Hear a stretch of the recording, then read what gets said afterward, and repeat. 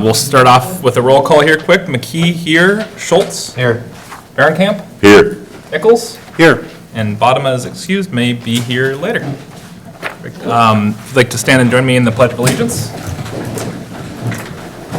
I pledge allegiance To the flag of the United States of America and to the republic for which it stands, one nation, under God, indivisible, with liberty and justice for all.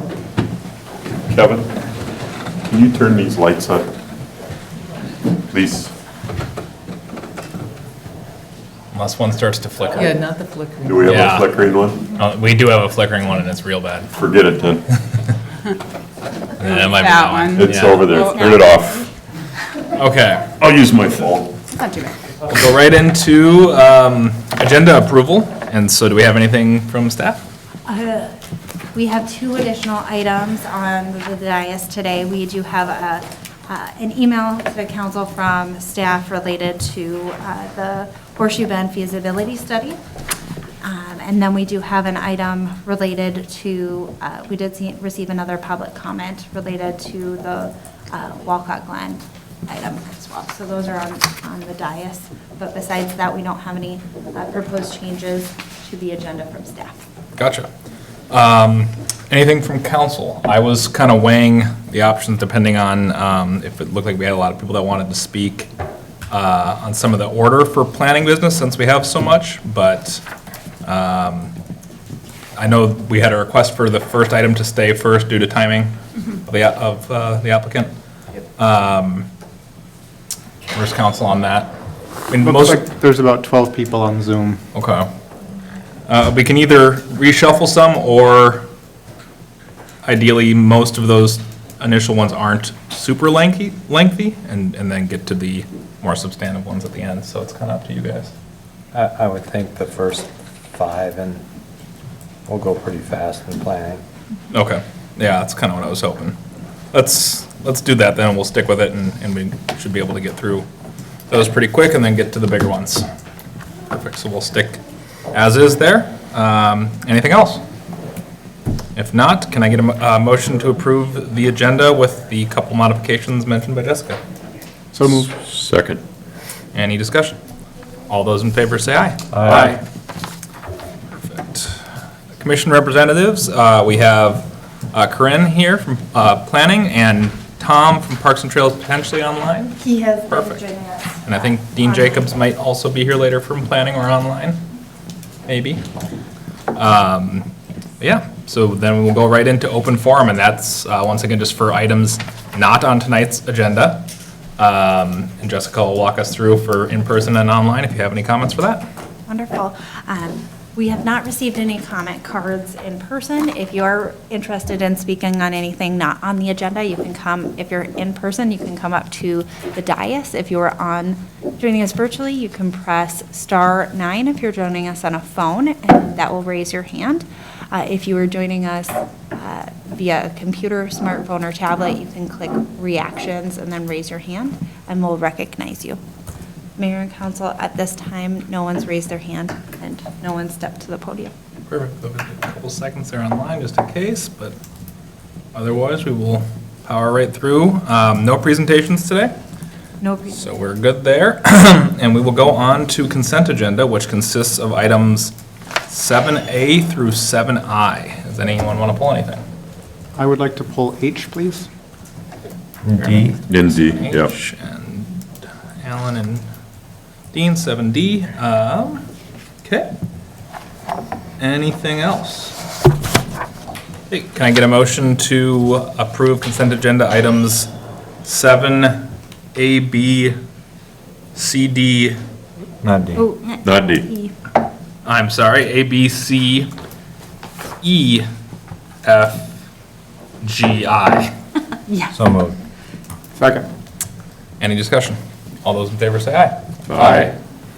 Okay, 7H. D.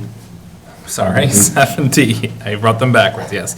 7D, which is the resolution accepting donation, and we just wanted to call that out and say thank you. It was an anonymous donation for 8 5-gallon buckets for Parks and Recreation programming, and we appreciate it. So thank you, Anonymous. Thank you. And then, let's see here. Oh, we do need to, can I get a motion to approve Get a consent agenda item 7D? So moved. Second. All those in favor say aye. Aye. And then 7H. So, Mr. Mayor, I wanted to discuss this one briefly. This is for the Karenini Meadows development. When the Parks Commission evaluated this proposal, they added a suggestion to add a trail spur on the northern edge of the development to create a looped trail that would utilize the trail off of 19 and allow those new residents and those folks in that general part of the city to have a little bit more attractive path to walk. If we don't do that, it's going to be more of an out and back or require people to walk along 10 or another county road without much of a scenic aspect to it. So I would like to have a brief discussion as to whether we want to take their recommendation and add that to the approvals. If we don't do it now, it could be done on review with staff when that outlot develops at some point in the future, which might enable us to take the trail along a different route, but we'd have to wait an undetermined period of time to create the amenity. So I'd be in favor of taking it at this point, just to create a nice trail segment that would be more usable for those folks who are moving into that area, and I'll lay that on the table for discussion. Gotcha. Yeah, that was my kind of initial thought, is that we would get that crack at it if the commercial side came in, which my understanding is that that's eventually the plan. I think that's eventually the plan. One of the things that staff wanted to note with if we do put it in, it does just create that easement with not knowing where that is. And we want to limit as much as we can the trail or the wetland impacts. So those are some of the reasons we were proposing to do that with Outlot A. But certainly, as Councilor Nichols pointed out, that's something we could add today. Gotcha. One other thing on that whole thing was, my biggest concern was the road on the far eastern side and where that is directed and stuff. All this is preliminary plat. Is there anything that we or the developer can do as to where that's coming out? Because as I've noted, the folks directly across the street, any cars leaving this is going to go right into their front windows and those kind of things. I know it was the recommended placement from the county for that road, but the alignment of that road, those kind of things, is this an okay time to talk, or should we talk about that towards final plat? I think we would want to address, thank you, Councilor Camp. I think we'd need to address it here because we'd have to, if it's meeting the preliminary plat, we'd want to approve the final plat as long as it's meeting the conditions. So I think this would be the time to address it if we were going to. Okay. As you mentioned, the county has pretty specific guidelines for where entrances can be. And Natalie or Kendra could speak a bit more to that than Kevin. I mean, the short answer is the county controls that. We could work more closely with them. They've got preliminary comments. We can potentially work on minor adjustments. I wouldn't anticipate too significant movement from that place. But even directing the road to turn more to the west, but then, no, never mind, we want a 90-degree there, so you can look both ways. Yeah, we want them to square up for safety reasons, so that last lot or so, we'd want them to be square up to County Road 10. So other things, horizontal curves, vertical or sight distance, I mean, that's the preferred spot for safety, so that a lot of times takes precedence over.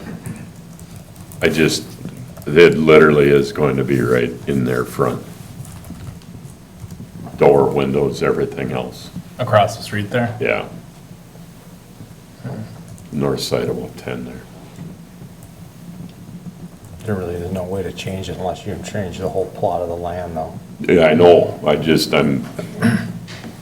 that is the only concern of the neighbors across the street, is that one home is gonna have again, it's not, how many lots is this again, 9? 10? 10, I think. 10, so, I think 9 and an outlet. 9 Okay. and 1 outlet, yes.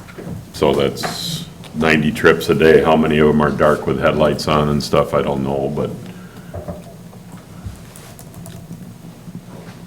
is there something that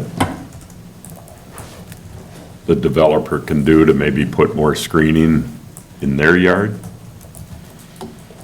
It's difficult to ask Yep. any developer to put off-site improvements on someone else's property. I'm, again, brainstorming to try and help. Yeah. Yeah, I mean, that would be nice, but yeah, it is tricky. And really, we can But that's really the only thing that could do something, because you Yeah. can't really landscape, it's the road, not the lots that are the issue, so, there's nowhere to, unless you landscape in the middle of the county road, which I feel like Hennepin might not be so enthused about, but How far back is the home? 40 feet, Oh, maybe. why? I'm just curious, if it's farther away, even if you could get in like a 5-degree shift in the approach angle, you could shift the headlights away. Yeah, but But if it's that close, it's not gonna you matter. don't want that, you'd want a 90 degree at that intersection, just because to the east, it's starting to curve just past where it is, and I don't, looking over your shoulder is just gonna turn into a safety thing. Oh. Yeah, unfortunately, I don't know if there's anything we can do to require, other than just, saying we'd love it if they'd work together and try to find some sort of landscaping option that worked for the neighbors up there. Yeah, I if, think we can certainly Yeah. request that. It's hard to do off-site improvements. Right. Or not Yeah. allowed. If they want to buy some brownie points for when they're coming in, it can never hurt. If you would like, we do have the applicant on virtually. there we go. Yeah, that'd be great. Nate, if you want to go ahead and unmute.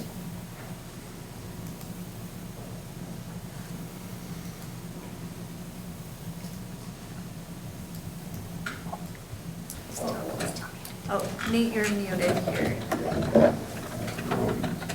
Right here. There we go. Houses. Nate, go ahead. Yeah, I'm here, I think, so, yeah, I'm at least interested or willing to consider that. I guess I'm not quite sure what it means. The only hesitation I have is if it turns into something that's, are we talking about plantings or? Yeah, thank you for being on. My only concern is they're concerned that road points straight into their front door and front picture window of their home. I don't know if I don't think any of them, I don't think they're here, but a suggestion of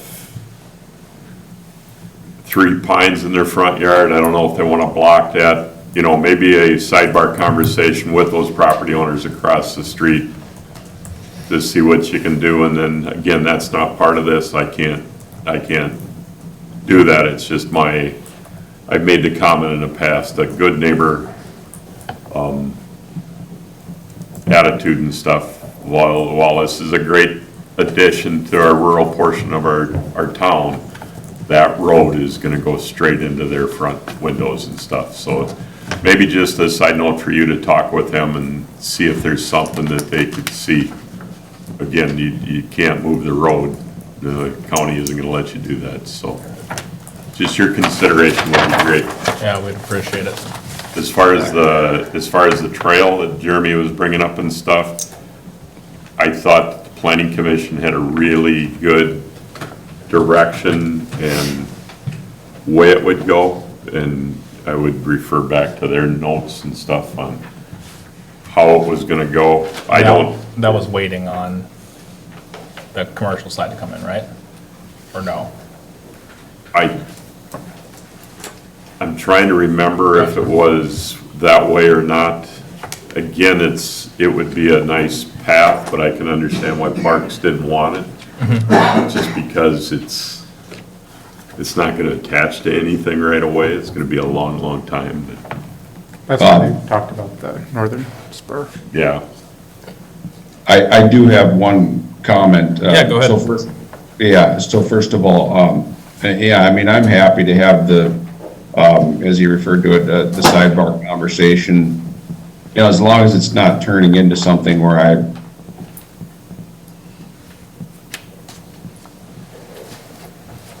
Oop. I lost you. You, Nate? Nate? We can't hear you. Oop. what I can do is I'm over there quite a bit. I'll just stop in there and see if the neighbor has any particular ideas. Obviously, I don't really control, or I have no influence over the county's recommendation, or, I mean, they have guidelines they want to meet. And this is No, where, I understand all of those things, and we can't do anything to restrict what you've got in front of us and such. It's a preliminary plat and stuff. I'm thinking of that neighbor across the street, so if it turns into something crazy, I'm not for that, but a little bit of landscaping or something, maybe even the conversation is enough so they understand where the road is gonna be and those kind of things. Just a good friendly neighbor conversation and such. okay, thank you. I'm happy to do that, and thank you for bringing that up. You bet. On the path, at one point, I thought the long-term outlook would be to consider taking that path all the way through, because there's, you know, to join up with County Road 19, isn't that the ultimate park and trail desire, is to have that connect at some future date? Yes. Okay. So are we talking the trail easement that runs along the drainage ditch on the west side? Connecting to that, to Connecting that the to Three Rivers 19. Park Trail on 19? Yeah, so there's an easement being taken on the south side. Oops, sorry. But I don't think it's like a mode trail, I believe what we talked about.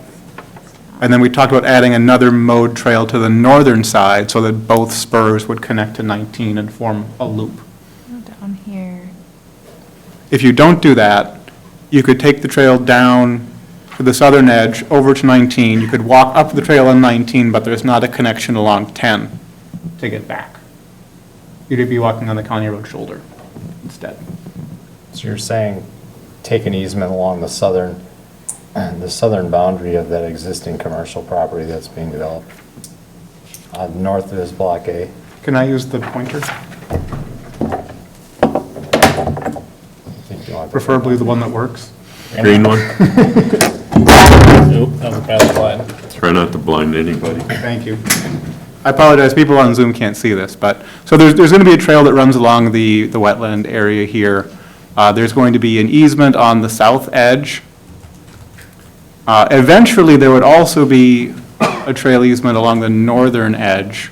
The question we're discussing now is, should we take this now, or should we wait until this larger lot develops at some point in the future and take it then? But that was what the Parks Commission discussed. And then I keep hearing this is gonna, that vacant area is commercial or industrial? What was proposed with the Proposed. sketch plans that had both the residential and commercial. it had commercial. No. But that's not what the final, or the preliminary came in with, just residential. And it- We just don't know what the outline, the final outline of those buildings would look like, so that's where putting an Maybe easement. boxing them in a bit, I guess. And it's not zoned for commercial, right? That was part of what It was. is not currently zoned, the community or rural commercial. Correct. It's zoned, that parcel is all zoned for rural residential. So it would require, I think some of the logic was what's Yep. to the north there, and then with Public Works there, fitting in, being somewhat of a buffer to the other part of this. Is there any opportunity to keep it, rather than making those restrictions at this time? I mean, certainly the council, a rezoning is a major initiative. Is it possible to keep that flexible until we actually know what we're talking about at some future date? You mean keep the trail flexible? Right, yeah, I just hesitate, this is gonna stay farmland for a long time, so no big deal, but down the road, I hate to see, sometimes these,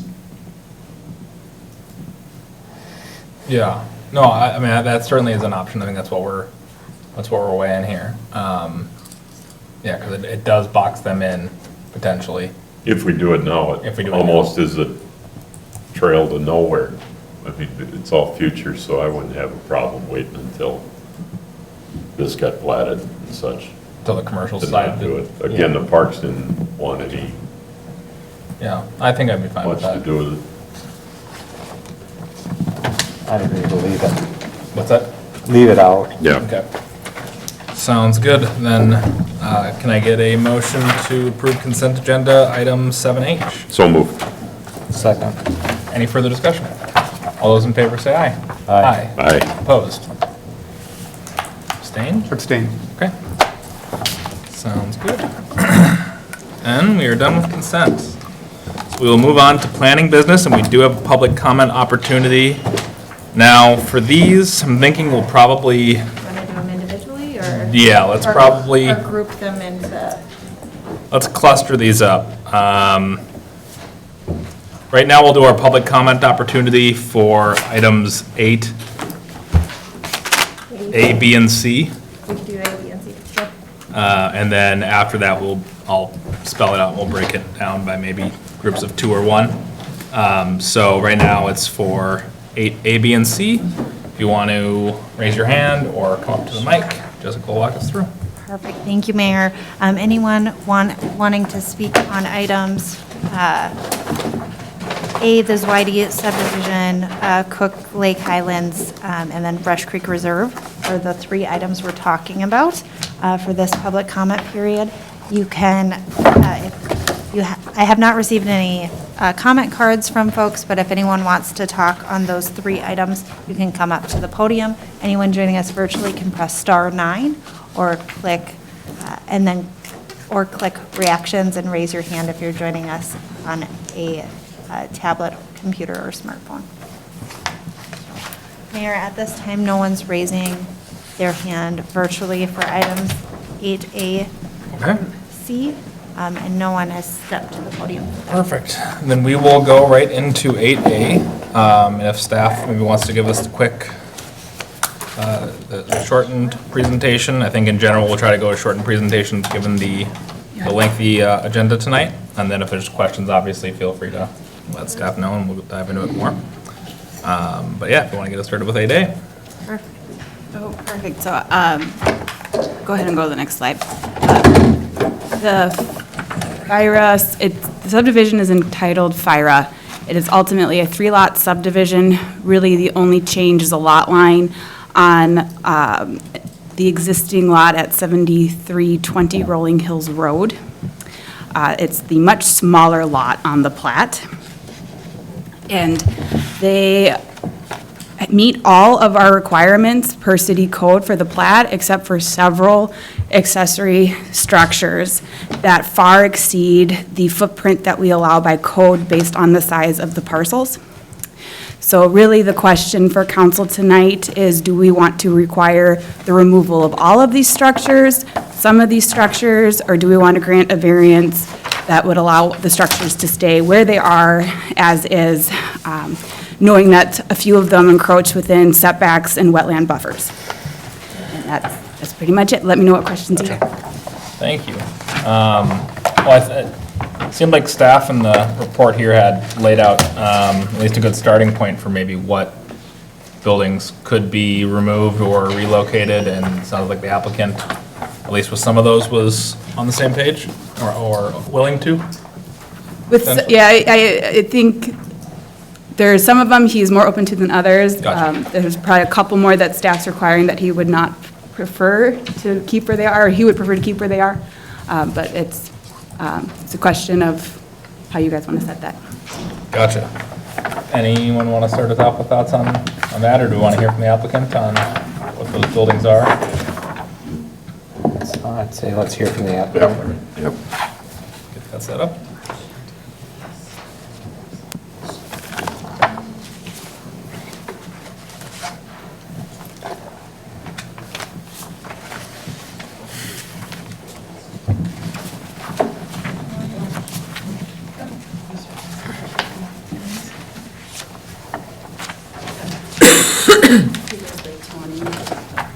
Tony, if you want to go ahead and unmute yourself.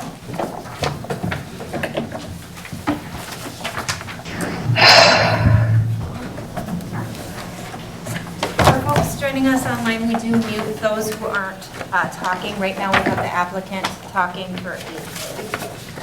So just so you know that if you do want to speak, we'd have you press the actions and raise your hand shortly.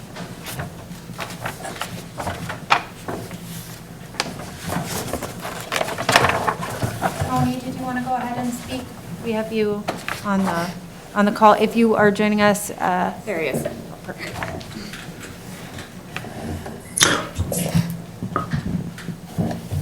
Hi, this is Anton. I am the applicant.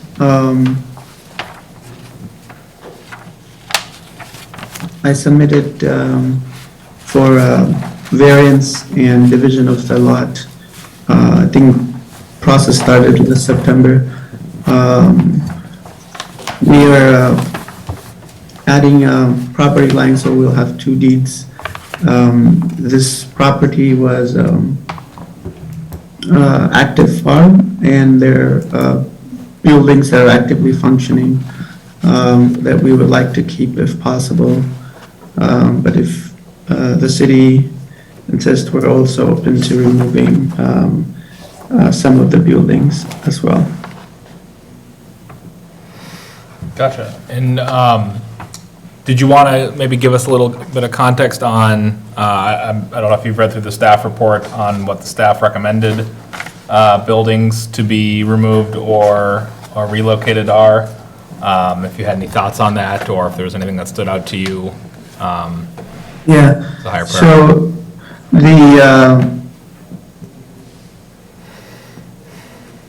there will be 2 accessory buildings on, I believe, the Plat B, and then there are going to be 5 accessory building on the Plat A. And the 2 of the accessory buildings on Plat B are fairly functional and new. We would like to keep them as they are. And on Plat B, there is, I think, it's labeled on the Plat as Shed F, is a building that is not in great shape, and we were planning to remove that anyways, and hoping to keep the rest of the buildings. Gotcha. Okay. Any other questions for the applicant and council? A lot of spinning wheels, but Well, you can't hardly tell from the map what buildings Yeah. are what buildings. that's what I'm having trouble So with. shed F, if you're on page 589 of the PDF, here, maybe this is easier, you can see my notes. So the applicant just said he's open to removing this one. And then staff, in their report, suggested getting rid of this one, and this one, moving the playhouse up, and moving shed A on the northern parcel to the west. Gotcha. I guess this may be the easier way of looking at it, starting with staff's recommendation and seeing where we are on that. So the staff's recommendation in total would be to remove shed E, let's see here, shed E and shed H on lot 3, shed C on lot 2, relocating shed A on lot 2, and relocating the playhouse, And the Quonset hut. and the Lot Quonset hut. Thoughts on any of that? It is quite a bit of accessory structure. By staff, I were talking about the public hearing a couple weeks ago. Yeah, so we'd be talking about the staff report that was presented at public hearing. The public hearing is the same staff report that we are recommending. Correct. Yeah, their recommendation is to let the property owner decide what is useful. I think you guys are reading recommendation A. They passed the recommendation B. Mr. Mayor, I can speak to that. So there were two resolutions drafted, because basically staff's stance was a strict interpretation of a variance. This doesn't meet the standards. If we're going to interpret some of the wording for variance standards a little loosely, then we could maybe reach a compromised effect, which was Resolution B, which was what was approved by the Planning Commission, and that is now the new recommendation forwarded to you tonight. So that is what you had just listed off with the removal of some of the sheds. Gotcha. And relocation of others. Gotcha, and that was the planning commission's recommendation, which Correct. was 3-1? 3-1 vote, yes. Gotcha. I guess that would be where my starting point is on that. I think it seems like a reasonable compromise. I agree. I was there, and the recommendation from the planning commission, I think, was well thought out. Perfect. And gives the landowners the opportunity to use the sheds that are most usable. Makes sense. Any other thoughts? I mean, I hate to tell a landowner he has to remove a shed from his property, but it is a split for the sale of property. So I can see Brent coming into compliance in that regard, so I'm fine with the resolution as presented. Gotcha. And Jeremy, give a I would nod? agree as well, yeah. Okay, then I will, Most important thing, none of the neighbors, we've got nobody online speaking specifically about any of these things. No one Okay, talked about, we opened the public comment Yep. for this particular item. No one's raised their hands Okay. since. So this would be the Whitey subdivision or preliminary plat and final plat.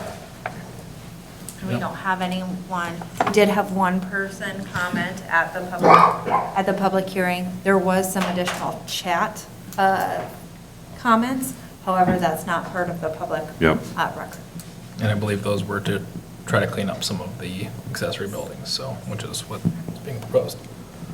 Okay, then with that, I'll entertain a motion to approve Resolution 2022-58, approving the preliminary plat and partially approving the variance request to allow the accessory lot structure, excessive accessory structure space on Lot 3, and Resolution 2022-69, approving the final plat.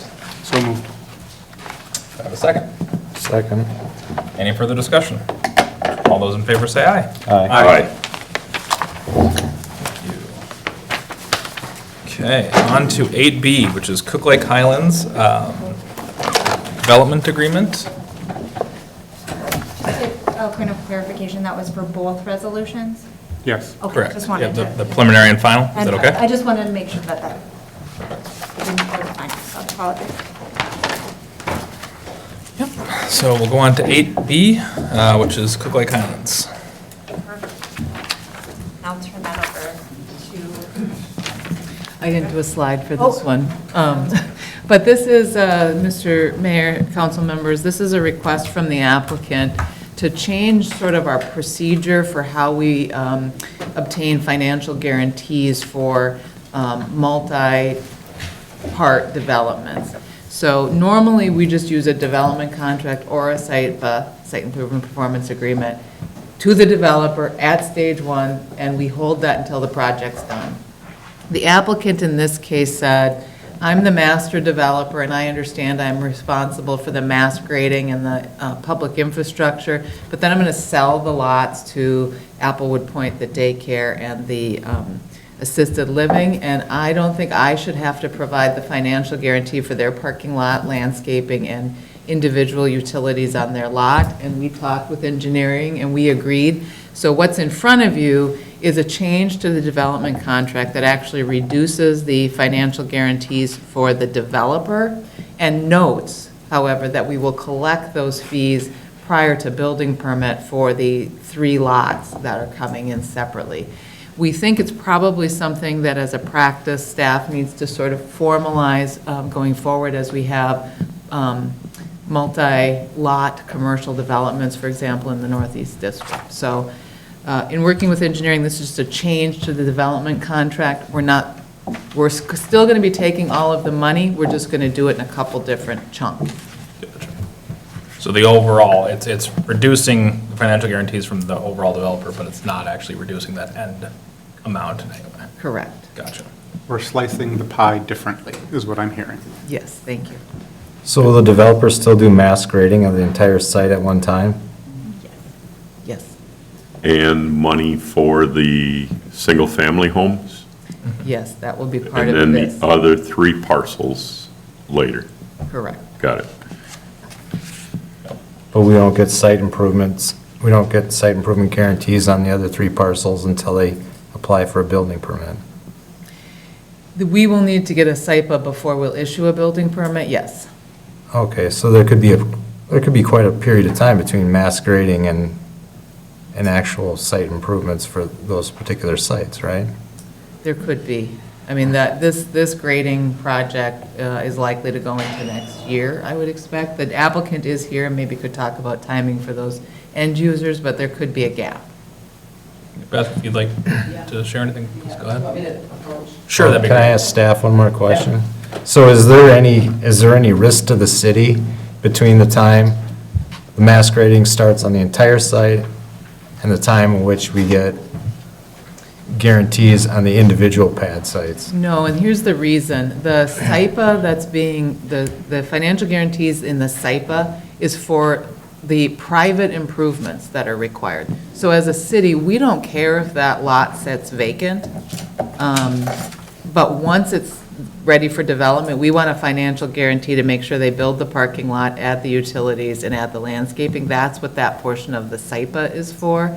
So no, the developer will rough grade the site and stabilize it. So if it sits for 2 years before the daycare comes in, it's okay, because from the city perspective, the road's built, she stabilized the site, it's ready for a developer. Okay. One more question. Does the design of any of those 3 sites change between the time that happens and the time of the building permit? Will variances come in, will requests come in to change anything or do anything differently? It should Okay. not.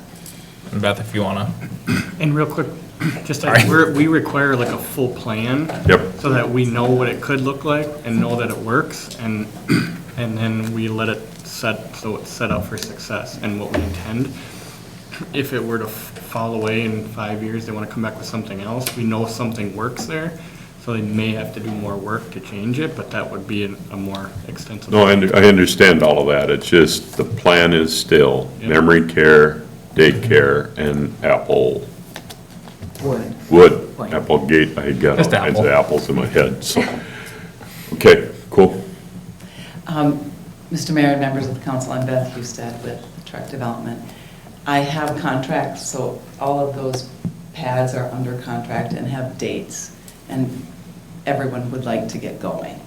So it's and I had told staff that and part of the application was that it is one phase, and we will fully develop the public infrastructure in that first phase and only phase. And then the others will come in and do their private infrastructure, their private, specific to their pad and specific to their building. And that's fully designed already. Okay. So. Thank you. then the only other thing for staff was, Jessica, you and I talked a bit about the one potential language change? Yes, so one item that council could recommend staff make a change to is we do have listed in the resolution for the approvals that it is a senior co-op. And so we currently have it listed in the DA as apartment. From speaking with our city attorney, it's based on the land use is how we had it in the DA, but we certainly could make that minor clerical change with the approval. So that would just be something, if you want us to do that. I would think we're fine either way, but I'd say we make the change just to. Yes. Let's avoid questions in the future. Yep. Thank you. Okay. Okay, So changing from apartment to Yes, Co-op. there, co-op. Thank senior you. co-op, that, we'll match the language outlined in the resolution. Okay. So just a minor change it'd be if we do a search for that. I'll make the motion then to approve a revised development contract along with those language changes necessary. Second. Any further discussion? All those in favor say aye. Aye. Opposed? Okay. Thank you. Then 8C, we have Rush Creek Reserve, second edition PUD amendment setback. Go ahead and turn it over to Kendra. I'll turn it over to Kendra. Do you want me to do a presentation, or do you want me to stand for questions? If you maybe just want to do a quick. Flyover. Yeah. Sure. On the screen, on the left is the townhome portion, twin home, portion of Rush Creek Reserve, second edition in green. You can see on the right side of that, phase one, there were 3 twin homes. And then on the right screen are the townhomes. The white are phase one and the green are phase two. Both have final plat approval. Both had preliminary and final plat approval that said they were required to provide 20 feet between buildings, whether it was a twin home or a townhome. That was part of the 2014 approvals when Peachtree came in, and then again when the new developer, MI Homes, came in, they requested those same setbacks and were approved at those same setbacks. The applicant did build, got building permits and built twin homes that do not meet the separation in phase one. And that was flagged when phase two came in, that the setback between buildings was not being met. We met with them and then identified that there's also an area where if a townhome on the south side of Xylode Avenue gets built, it will not meet the setbacks. So we had a discussion with them and we said, you have got to bring the townhomes into compliance for phase two. So there is no flexibility being requested for phase two, but there is a request for an after-the-fact approval for the townhomes that have been built in phase one. And there's an image that with an arrow in the staff report that shows where those buildings are. And moving forward, they would like for both after-the-fact and future twin homes to be allowed to be 15 feet between buildings rather than the 20 allowed in the, required, in the PUD. And staff did note in the staff report that when this project came in and now the RSF3 zoning district, which allows twin homes, requires a minimum of 15 feet between buildings. So the twin home request is a variation from the PUD to bring it down to the setback required in the underlying zoning. The townhome request is because they have 2 buildings that are not going to comply, but future phases in green will comply. And those two are at least pretty minimal, aren't they? Yeah, they're at 18.8 feet instead of 20 feet separation. And only the one on the north side of Xyloid is built and is a problem today. The one on the south side of Xyloid is the second building. It's not built yet, So the council could say, revise your plan and make that one meet the 20-foot setback. I think Jess was just pointing on it, because that's not built. But the one on the north is an existing condition that we recommend approval of an after-the-fact PUD flexibility. Gotcha. And how many twin homes are there in total that would potentially be affected on that side of things in the first two phases? 12? 22? Buildings, or 22 units, 11 buildings. Yeah. Gotcha. Yeah, I was trying to think back in terms of context on this and what the intent of the council was. You were maybe on planning at the time. It was kind of all blessed and everything when I was on the planning commission. Gotcha. At that time. Okay. My biggest question is how do we make these, how do we get to where we're at today? Just somebody randomly placing stuff, not doing dimensions? I drive by this every day and I'm quite certain on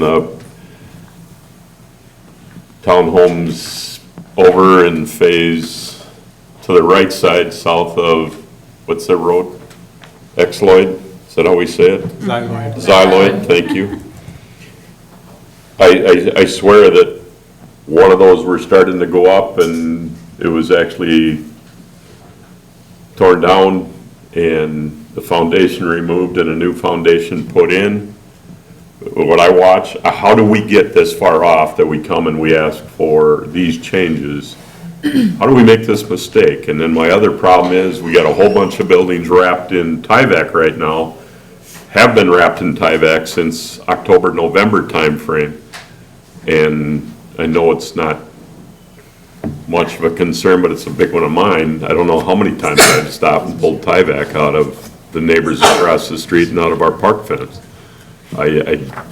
I'm not pleased with what's going on right now and what's going to make it better when the second phase comes. Bless you, by the way. Thank you. Yeah, the setback, I let the This isn't developer cool respond at to all. the Tyvek. The setback situation, I will say that when the project was approved originally, the developer didn't have a twin home product, so I don't think they were thinking about setbacks, frankly, is my speculation. And when, I believe in talking with the building department, when the permits came in, they went twin homes, R3, 15 feet, and just didn't think about it. It was just a mistake because the plans did not have a dimension on them showing the setback, and he was just dimensioning them himself and thinking it was fine. I just think it was a simple mistake in the building department. Both the developer and the city have some responsibility. Okay. And I think we have measures in place at the city now to make sure that doesn't happen again.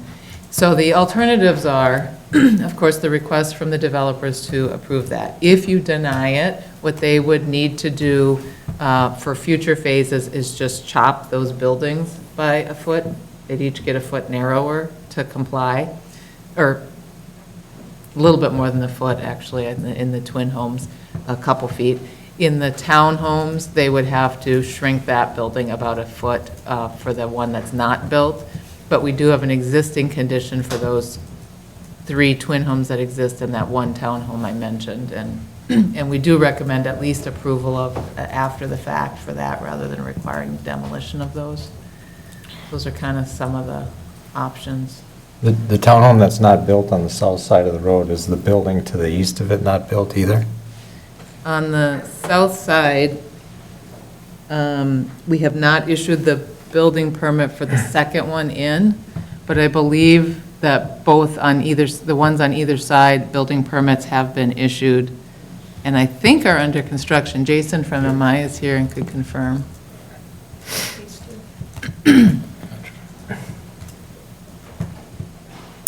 And the condition that was discussed too, and I know we spoke about this and staff, we talked about the 3-inch increase.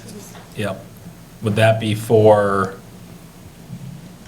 what areas is that covering? Where any of these I put that in the draft resolution, condition number 4, that the front yard tree for each of the twin home units, which is where the flexibility is requested, be a minimum of 3 inches at planting. I did not make that requirement for the townhomes simply because those don't have the same 1-for-1 tree, but you could certainly look at some other condition for the townhomes, for those 2 that are a problem. When you say, because it doesn't have the 1-for-1 tree, They don't have a tree in each front yard because the townhomes have driveways. Right. Not really a front that's what yard, they're saying. is what I meant. There are some trees along the street there. It just didn't tie as neatly to the unit. Gotcha. I guess where does council think about that?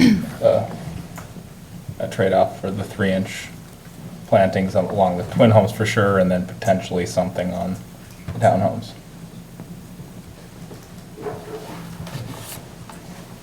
I know it's exciting. Personally, I hate that, this after the fact flexibility, Yep. because it's like, I made a mistake, I can slip this one by and give up a bigger tree. Big deal.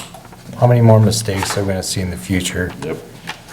by developers? And staff really has to figure out how they can catch these things in the future, because we've seen errors in other developments too, and the buildings are up and nothing can be done about it. So frankly, it's a little annoying when you've got a builder that should know how to put a building on a site. It's not your first building you put up. So personally, I'd be up to denying the whole thing. Okay. I have one more Yeah. thing to add. Kevin, I know I brought this up twice, but we have Lake Corcoran, I'm gonna start calling it, in the ditch here.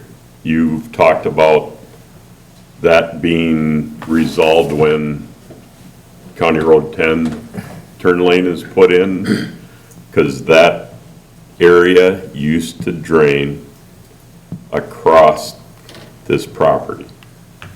It used to be a low, and now it's all fully graded and such, and it's blocking the travel, where that water goes, and that water is standing there. Silt fences are underwater, there's still tieback in the water, in the small pond, lake, whatever you want to call it. Again, just not a very good reflection on the city, and certainly doesn't please me with the builder either, and I'm in agreement with Councilmember Schultz also. This is just, the only thing that I'm gonna probably vary on is Kendra said it was a mistake on both sides, us as a city and the builder too, so. Understood. To answer your question, yes, the turn lane project is a pre-con next week. We'll address some of it in conjunction with the second edition. We'll Okay. resolve that, yes. Thank you. It might take a month or 2, 4 to 6 weeks, but that will be changing sooner than later here in the next. And that was a plan all along, the elevation changes in the grading and stuff, you knew that it was gonna pond there. Okay, I'll get off that one, thanks. I would agree. I have the same concerns about setting precedent for excessive leniency. I'm fine leaving the building that's up.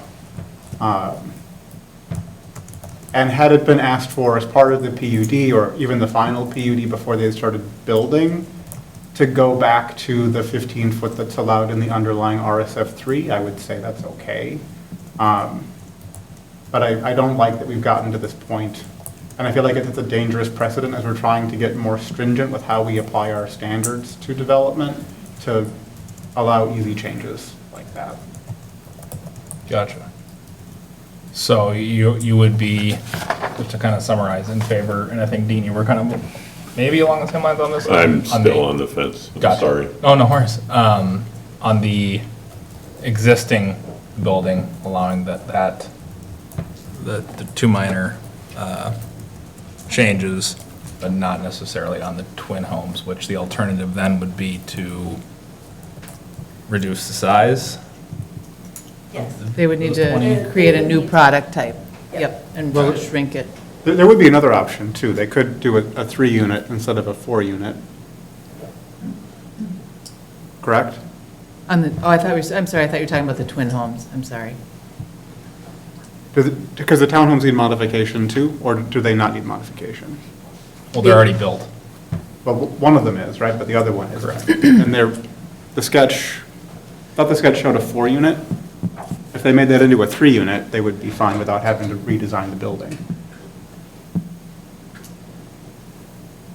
I guess I'm not sure on that. Yeah, so you're correct. I might have misunderstood the mayor. For the twin homes, if you deny the PUD amendment for the Phase 2 twin homes, they will redesign the homes to shrink those units to meet the 20-foot separation. You are correct, Councilmember Nichols, that there is an existing building that doesn't meet the separation on the north side of Xyloid, and a building that's the second building in on the south side of Xyloid that's not built, but if it's built per the approved plat, they would need to shrink the units. If they went to a 3-unit building, they'd need to replat it. So they'd need to come back to you for a new plat, but that is another alternative. So there's kind of 3 alternatives in the town home section, Gotcha. and 2 in the twin home section. Okay. Well, The twin home ones, the ones that are along County Road 10 and Phase 1, those are already built too? They're already built and they do not comply with the 20-foot separation. Those 3 units. I'm sorry. 3 units? 3 sets. 3 sets. 3 buildings, 6 Yeah. units. 6 units. Yeah, I mean, there's not much you can do about something that's already built, but I'm not willing to give flexibility on the rest of it. Okay.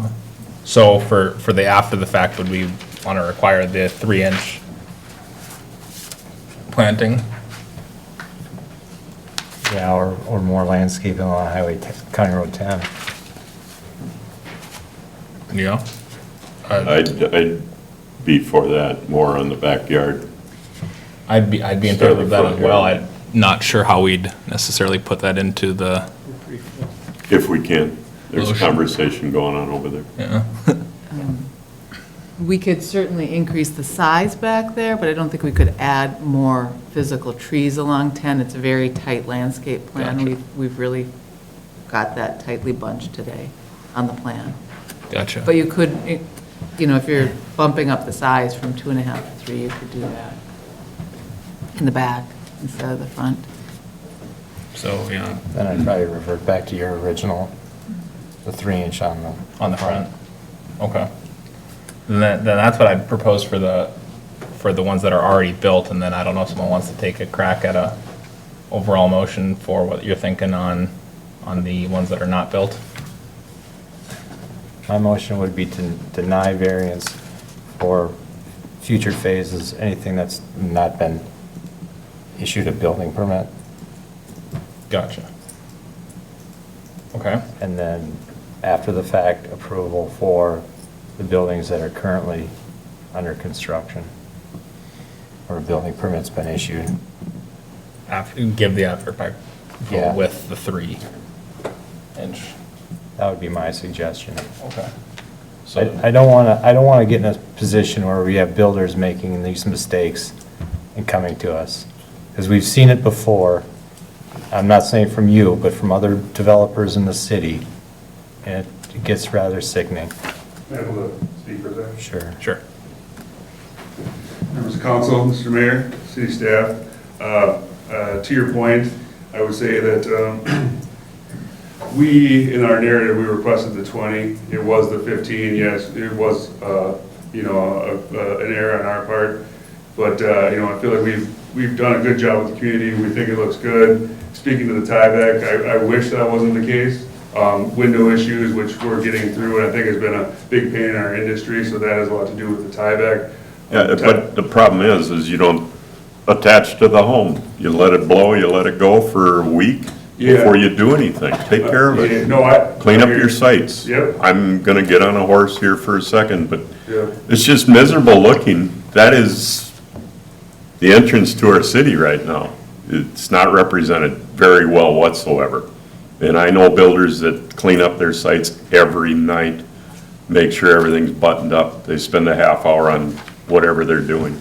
I don't see very much quality control here. And then I'm also worried that we've got all of these homes that are wrapped in bare wood and all of this stuff. Do people not care about untreated wood being standing like this since October last year? We didn't have a fun winter. Is there any deterioration there? Is there anything there? Do you obviously you warranty your product? Yeah. I'm going way beyond where I should be, but not pleased at all. I think I've gotten my point across, so. Hopefully we can do better. Is there anything else you wanted to I add? just wanted to say that, and then, we're open to upgrading the landscaping, and, yeah, which, as I said, it comes down to originally if we had gone with what the zoning approval was, instead of a mistake, clerical error in our PUD narrative, we would not be here, and I wouldn't feel like, or hopefully you wouldn't feel that way about us. That's all I have to say. Thanks. Gotcha. Thank you. Okay, I think we had the formation of a motion kind of there. Did you want to make that? Yeah, I'll continue to make that motion, stated. So I think, if I could, I mean, just so we could be, or you go ahead and ask. Well, I was gonna just clarify, are we thinking about removing item 2?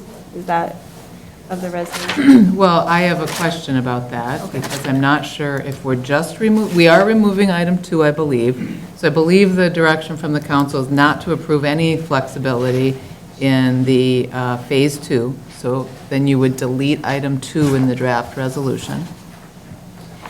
But that there is some request for I think, some flexibility to allow the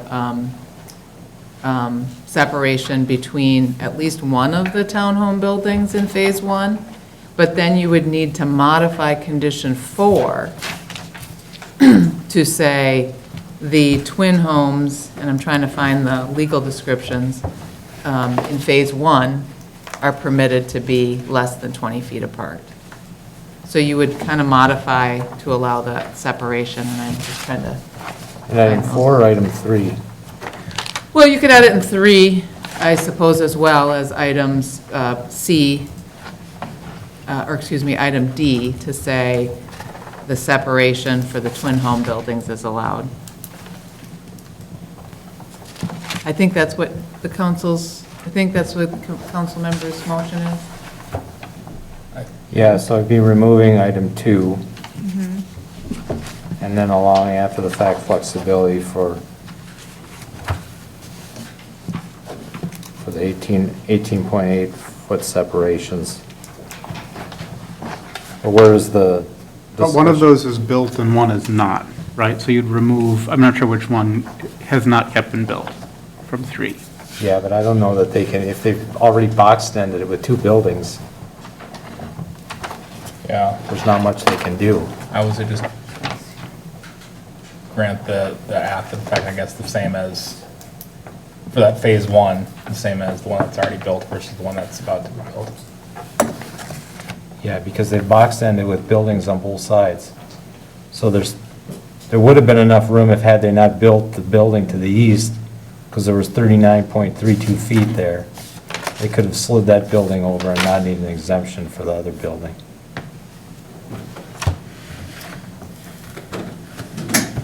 But they have to come back to replat the twin homes anyway. So they could change that to a 3-unit building instead of a 4-unit building. If you deny this, they do not have to come back for a replat. Okay, so the townhomes, They, sorry, the twin homes are okay, the way they that, have a plan where they would just shrink the buildings. They wouldn't necessarily have to, I just want to be clear, they wouldn't necessarily have to come back for a replat. If they wanted to keep the same number of buildings, they'd shrink the buildings. Their alternative would be to eliminate one of the twin home buildings and stretch them out because they can't fit that many buildings in there. And they've given us an exhibit that shows that they would shrink the buildings to not have to replat. I'm sorry, I just wanted to clarify that that's that's an important. option. Thank you.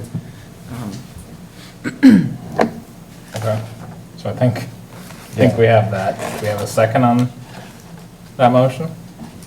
So the motion is just to remove item 2 from the resolution. It is to remove item 2. Yep, prove after the fact. And 3, and then changing 3 to add the separation for the, D for the separation for the existing. Twin homes on Block 3 of Rush Creek Reserve. I'll second. Okay. Any further discussion on that? And this is just to amend the motion, unless we wanted to make it to make the motion. I can make it to make the motion Sure. as well. I retain my second. Friendly, perfect. Okay. Any further discussion? All those in favor say aye. Aye. And I will abstain because I don't feel I have the context on it. Perfect. All righty, thank you guys. Okay, then we will go on to 8. Well, now we have another kind of section we might do here, so give me one moment to, maybe we'll do public comment opportunity on 8D and E, and then take it from there. And did someone? Councilor Nichols, I Oh. think wanted to ask Yeah. a question. Yeah, I was just going to point out, we've got about 25 people on Zoom. Do we want to reconsider order at this point again? Since we're going, Well, I think we can get through these next 2 relatively quickly. So I'd say, let's punch through at this point, I think, because these 2 kind of go together. So anyone wanting to comment on items D and E, which are the Horseshoe Bend feasibility study and the Garages 2 final plat, if you're joining us virtually, can press star 9 if you're joining us on a telephone. Otherwise, if you're joining us on a computer, tablet, or smartphone, click reactions and then raise your hand. I have not received any public comment cards on the 2 items yet, so, and no one, oh, did you want to go ahead and, if you want. Is there anything I can read on the Horseshoe Bend flexibility report? I can give, perfect. And we'll do a brief discussion of that. So it'd be up to the council if we'd want to have comment after the. Yeah, if something pops up after you read that, we can fit you in. Sure. But at this time, Mayor, no one else has Perfect. raised. Sounds good, then if staff wants to just give us a quick overview on 8D, and then we'll go into 8E. Mayor, Council, I'll pass it over to Steve Hagan with the engineering team to walk through some additional information, as well as answer any questions on the feasibility study. This one.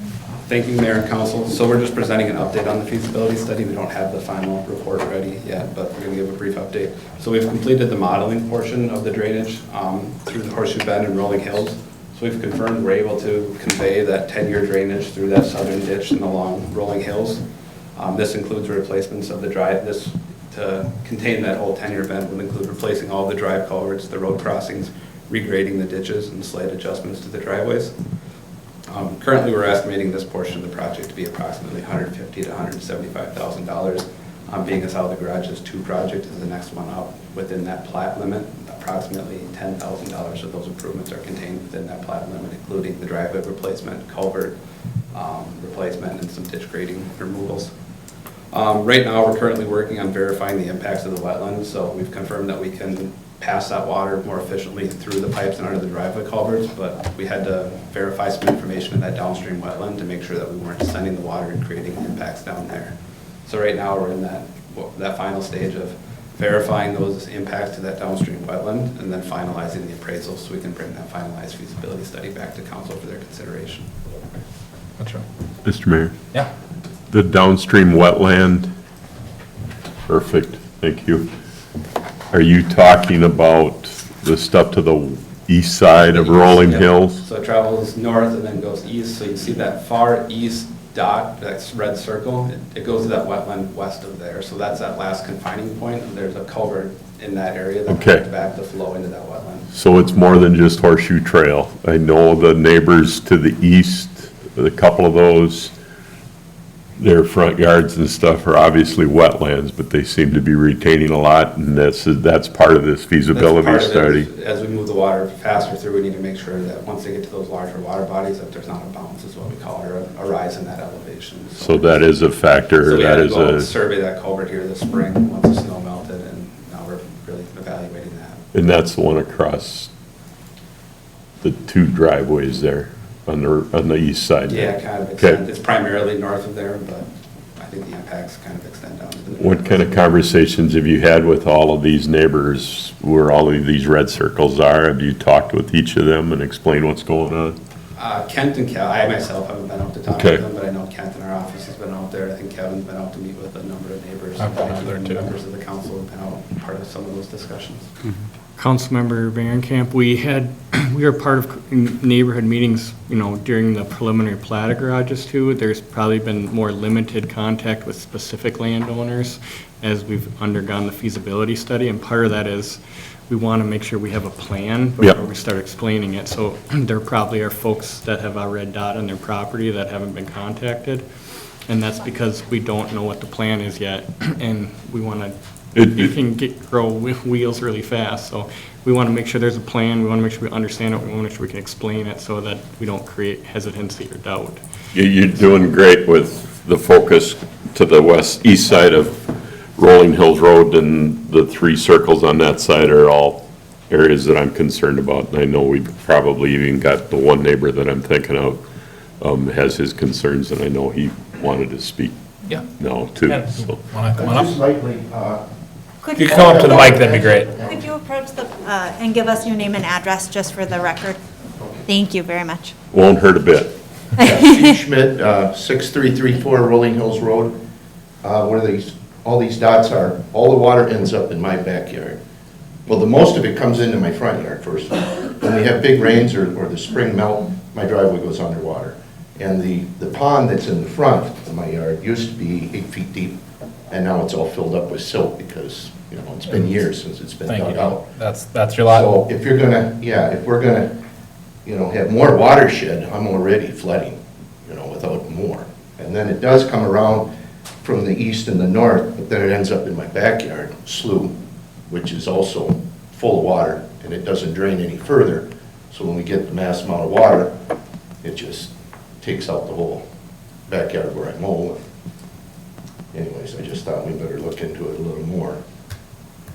Because I'm already flooding. And again, Kevin made the mention that it's a project, and Well, I've talked to a few people. Gotta get I've talked to Kevin, and he's not here. I'm not sure, we've talked, but we ironically had a meeting with Well, there Hennepin was another County. Kevin. Yeah, you met with Hennepin Hennepin County so ironically, this afternoon, we had a meeting with Hennepin County and what some of their stuff, and they brought up Mr. Schmidt's property and conversations, and I believe through that meeting, they notified you of tonight's conversation, Yes, yes. and that's why he's here, so. Perfect. The plan was for me to engage engineering directly with you, because, That's all I really wanted to do is just make sure you're not. you guys have heard me speak about me being the P-trap, Bechtold and 10. He's the P-trap for Rolling Hills Road, so there's we a gotta lot- do something for him. Me, you don't have to do anything for. There's a lot of nuances when you're talking drainage improvement. Yeah. So it can get delicate, it can get drawn out, and we want to just make sure we're understanding everything before we, come thumbs up or thumbs down. And we're anticipating bringing this back June. within a month, hopefully. And then obviously with maybe a couple options, and we're projecting maybe hopefully 150, 175. Yeah. There's some potential adjustments due to the market conditions with, this concrete pipe, but, we'll hopefully have a couple alternatives and thresholds for consideration. That's kind of what we're trying to bring to you now, because we understand that's a price point that really is an unbudgeted item. So, we want to bring a prepared conversation for you. And we still think that we can do this in alignment with a preliminary plat comment that we had in the engineering memo, where it basically identifies a potential off-site project. And we think we can still kind of retain that opportunity to get everything corrected should we want to. And we'll propose to include a specific off-site letter of credit item for that driveway that's located within the plat, just to be able to carve that out should we don't do an improvement project. That's the plan at this point. So. Mr. Mayor, the last question I have is, that is all funded by the city? Or This does would that? be off, yes, with the exception of the work that would be inside of the plat, which is primarily one driveway. There's one property that accesses Horseshoe Bend. That would be the development's responsibility. Okay. All the others would be a city responsibility. Everything else is city, okay. We are evaluating an appraisal scenario. If you recall, we did this with a similar type situation with Corcoran Trail East-West on that project we did last year, and we had really minimal benefit from that. We wanted to do it again to see if that was a pattern or if each scenario was different. So I'm not expecting a huge appraisal number, but we're going to get that and go through the process to see. Okay. And there'd be some different potential ways to fund it from the city that we could get into once we had a better idea of that final number in a month or whatever. So we're looking at a variety of different options, from bonding to whatnot. We just want to make sure if we do go out for bonding, we wouldn't be able to use, the assessment numbers aren't high enough for the project, so we might have to look at alternatives such as tax abatement bonds and things like that, which are a bit more complicated, so we might want to pair that with another project. Okay. Perfect. Okay. And ultimately, we're looking at, you've executed a feasibility study to look at stormwater area charges that we're probably at the 80% mark, and we'll be bringing to you hopefully in the next 2 months or less. That would aim to start addressing these and provide a framework to start addressing these similar things adjacent to developments. So more to come in the next 2 to 3 months on this. Good And work. we think that aligns with where they're at in the process, and we'd be able to have a little bit more, obviously more information, more options and methods for you guys to choose to go forward or not. Glad to hear it. Thank you, Kevin. Good work. Great job. Thanks for considering And let's just. everyone. Appreciate it. Absolutely. We can jump right into 8E then, which is the Garages 2 final plat.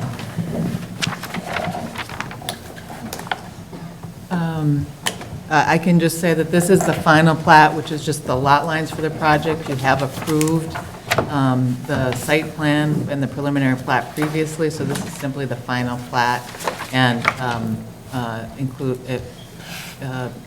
they are working to address all of the conditions of the preliminary approval, but the final plat is consistent with the preliminary plat as approved.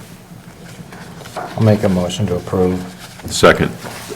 And This already includes the extra that was my $1,000. question on discussion.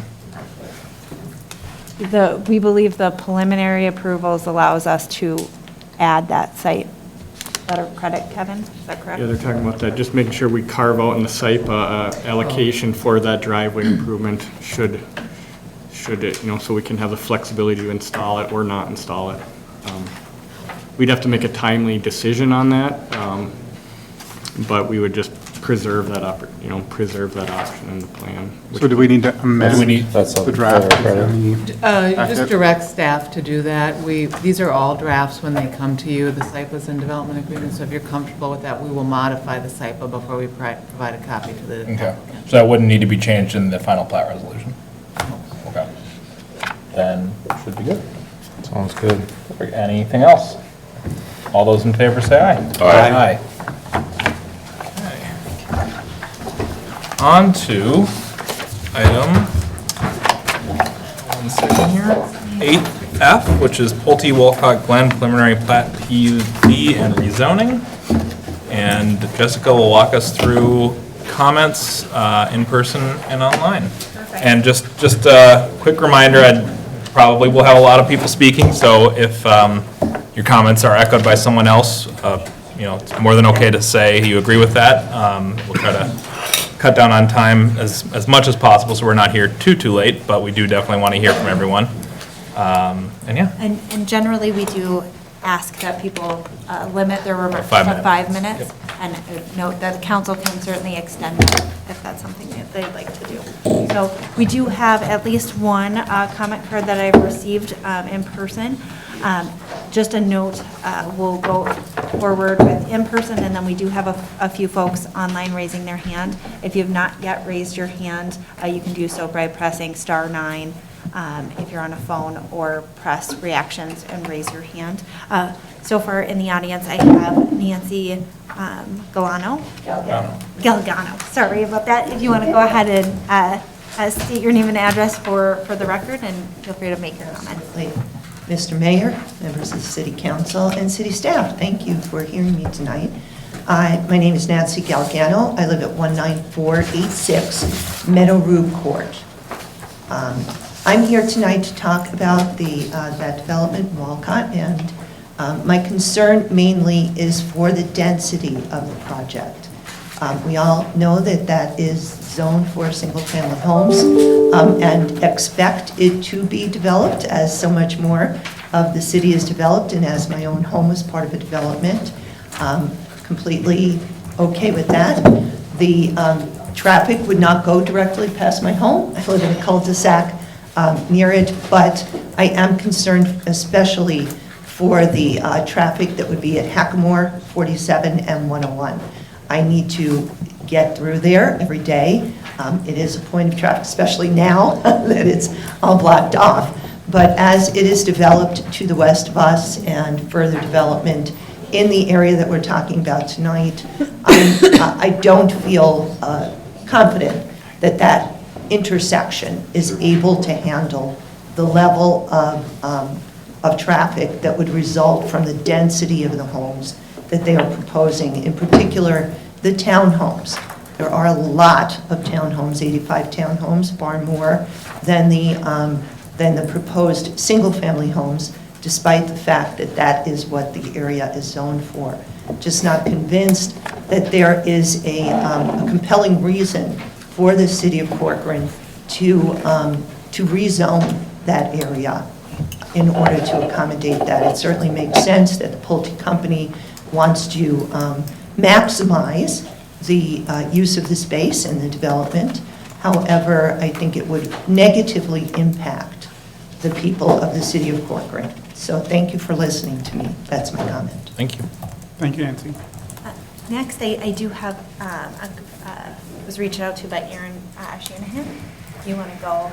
Oh, I like to talk about H. Oh, perfect. Aaron, we'll talk about that one, sorry, shortly. Anyone else who wants to speak on this, feel free to go to the podium. We do have a few folks online raising their hand. We'll do comments in person first, and then we'll go. Hi, I'm Nara. I live at 6462 Larkspur Lane. Thank you for giving me an opportunity to speak. I'm really concerned about the house density. We bought this home 5 years ago, knowing that this is approved for single-family home. Now, if you open it up, it's going to negatively impact the house property. And I'm really worried about how much traffic will pass through in front of our house and the noise it will create. And I'm worried about kids' safety playing in the neighborhood. So that's the entrance to the city of Corcoran. So it's nicely, 3 sides if you look, you'll see single-family homes, but you'll probably see townhomes in the entrance of the Corcoran, and it just doesn't go there. Thank you. Gotcha. Thank you. Thank you. Anyone else wanting to speak on this can go up to the podium. Otherwise, we do have 3 folks joining us online. 4 folks joining us online. First, we'll go ahead with Joe.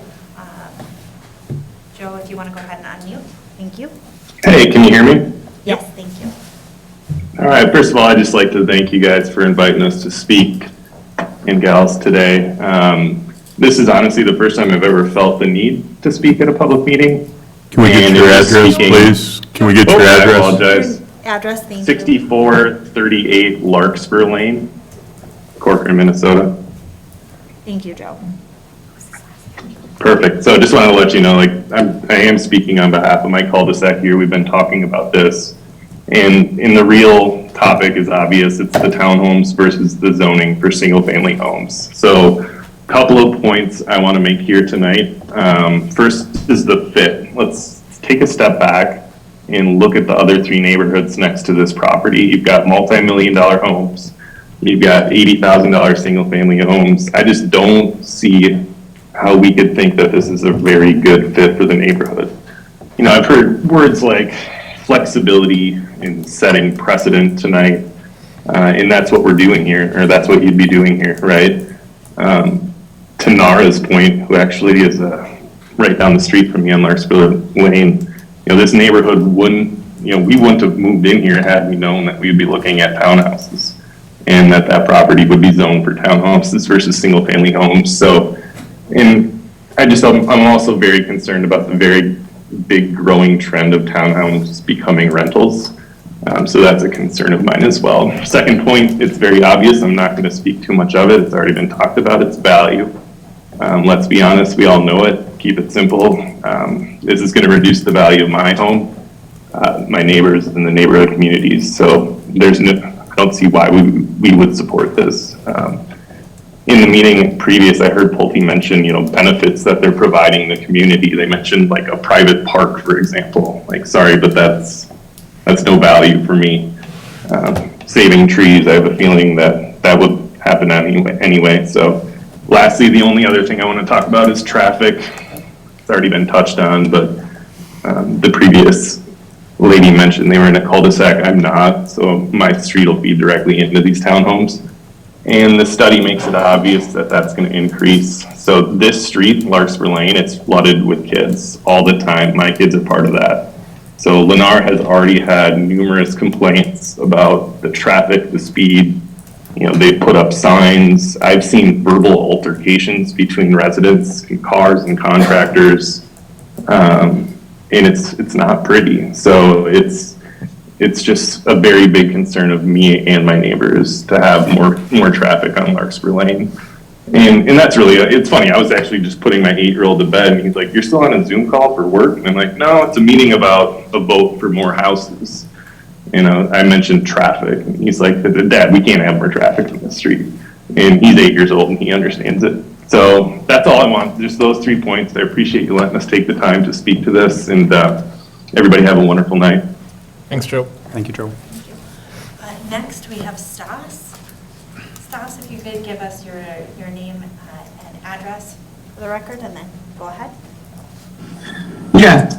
Good evening. Stanislav Manchak, 6450 Larkspur Lane. Just wanted to come and speak again. I spoke at the last meeting. So the thing that I want to thank the board and council for being here. But I also want to remind you guys the vision and the mission of Corcoran as well. Vibrant, connected community while preserving its natural characteristics and agricultural roots. And 85 townhomes doesn't fit the vision of Corcoran. And then for rezoning for everyone that purchased their homes in Corcoran, Maple Grove, Medina, and Plymouth, knowing that this corner was zoned for low-density homes, with the values of the city of honesty, ethics, and integrity, you would keep the zoning with following those set standards of the city. The one thing that I do want to say about the environment of the real estate market, everyone knows, everyone sees, watches the news. Real estate is changing from 2.5%, 3% interest rates going to 5, 6, 7% interest rates. Things are slowing down. The market is changing. Nobody knows what's going to happen. But the one thing that Pulte attorney, whoever was speaking last time, was they want to bring affordability into the city of affordable homes. Well, let's break it down. If they're selling a $400,000 townhome, which is what the Pulte community across the street is selling in front of High B, if somebody actually has 20% down, that's $80,000 at a 5.29 rate.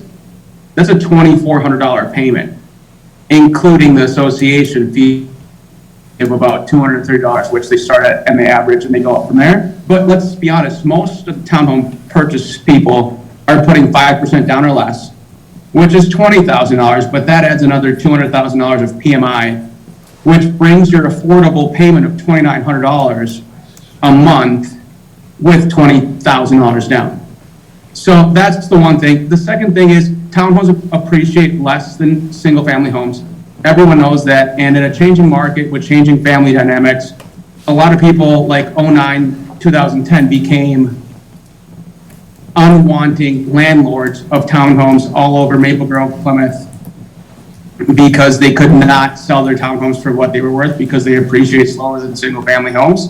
So the issue with that changing into a townhome rental community is also going to be a factor as well. And the one other point that I want to bring to is in this changing economic factor that we're in, if you Google all over the country, major builders, Pulte, Lennar, MI Homes are getting these communities approved and selling them to big hedge funds to turn into rental communities after they're approved, because the city can't control what happens after the plots are approved, whether they're purchase or rental. And those are the points that I want to bring forward, but let's just look back to what the city wants and what the vision and mission is of the city, and high-density townhomes in the middle of multi-million-dollar homes and $500,000 to $800,000 homes is not what I see being cities. So thanks so much for your time. Thanks, Des.